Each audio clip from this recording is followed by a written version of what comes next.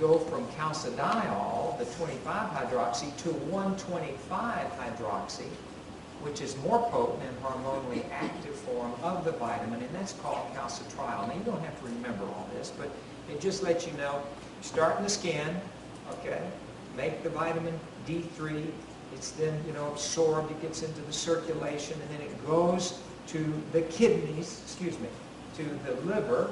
Well, we didn't put that in there. I'll show you this slide here. And to the kidneys. This is the last step, is the kidney. As you move along in that sequencing. Let's look here.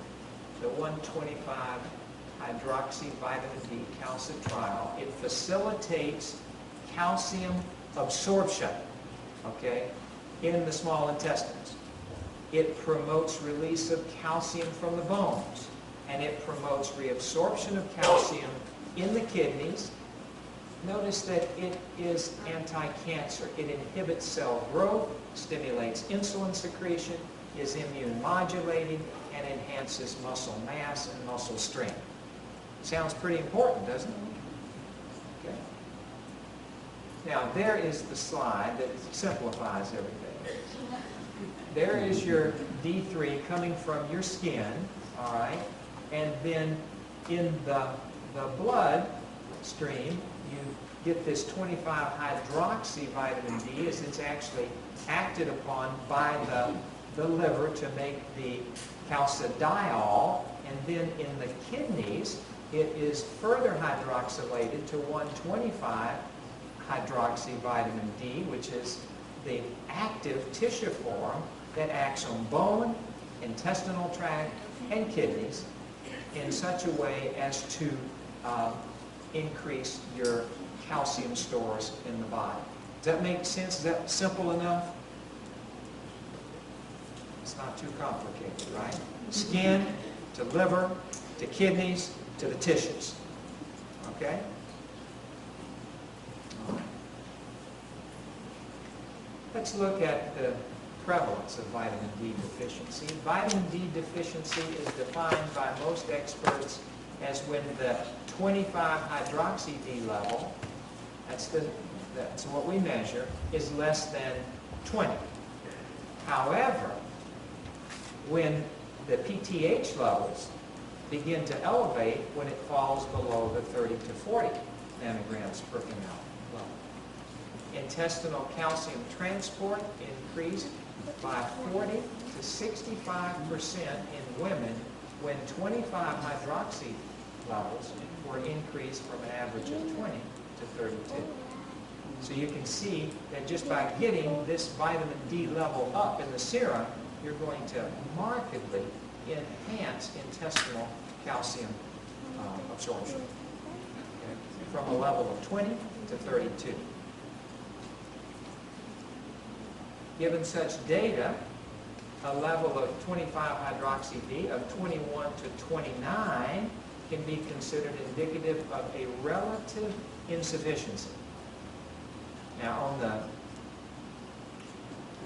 laboratory charts, you'll still see some of the labs reporting normal values 20 to 100. And 20 is not high enough. You're still going to be you're going to activate your PTH, and you're going to have problems with bone integrity if your levels are that low. So keep that in mind.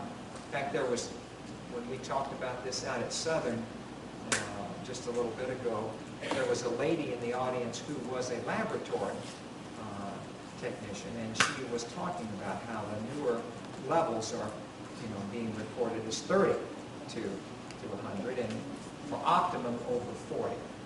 A level of 30 should be considered the lower limits of normal for health, and levels of 40 to 70 ideal. Intoxication occurs at greater than 150.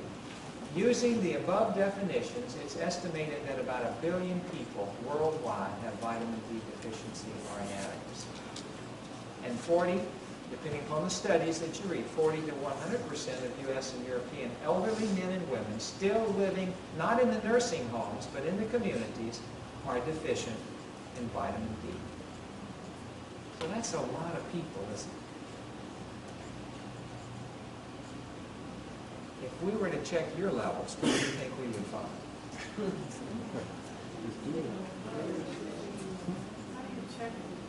Blood test. Just a blood test.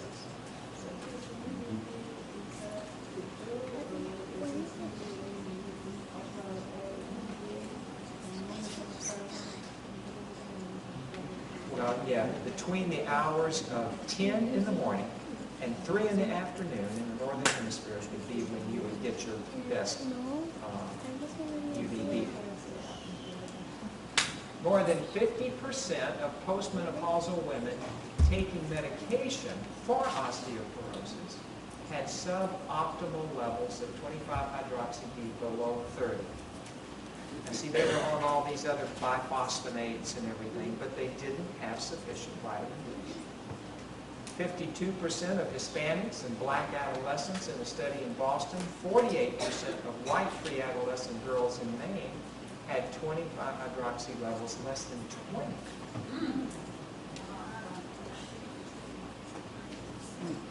And it's not uncommon. We see people with levels that are low, 7, 4, 12, so just the population that we're screening. Now this was an interesting study. 32% of healthy students, physicians, and residents at a Boston hospital were found to be vitamin D deficient despite drinking a glass of milk, taking a multivitamin daily, and eating salmon at least once a week. Now what about in Saudi Arabia and these other countries? You would think they wouldn't have any problem at all, would you?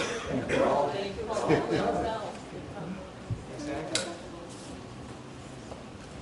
United Arab Emirates, Australia, Turkey, India, Lebanon, 30 to 50% of children and adults had these levels under 20.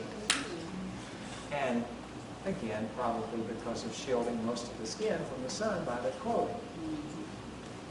Also at risk are pregnant and lactating women. In one reported study, these women who were thought to be immune to vitamin D deficiency because they took a prenatal multiple vitamin containing 400 international units of D, that was 70% of the group, and or they ate fish, of the group, and or drank approximately 2 to 3 glasses of milk per day, that was 93% of the people. When they were tested, 73% of the women and 80% of their infants were vitamin D deficient. Less than 20 at the time of birth. So a deficiency appears to play a role in making us susceptible to many diseases.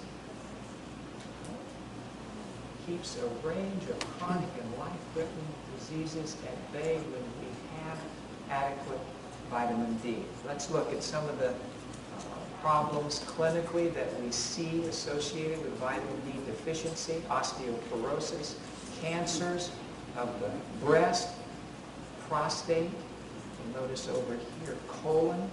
Now we're also looking at some of the gynecologic malignancies of uterus, ovary, psoriasis, which is a T-cell mediated autoimmune disorder, asthma, multiple sclerosis, osteoarthritis, rickets in children, cardiovascular diseases. We'll look at a few of these and why. Diabetes, both type 1 and type 2, periodontal disease, Crohn's, an inflammatory autoimmune-related disorder, another autoimmune disorder, scleroderma, celiac disease. It's interesting, it's associated with vitamin D deficiency. But just look at the skeletal problems here. Without vitamin D, the body absorbs no more than 15% of dietary calcium. So you can take all kinds of calcium supplements, but if you're D deficient, you're not going to get much absorption there. But with sufficient vitamin D, you can increase this up to about twice as much, 30%, during pregnancy or lactation, and in periods of growth, absorption can increase up to 80% with adequate amounts of D. In one study, serum levels of D were directly related to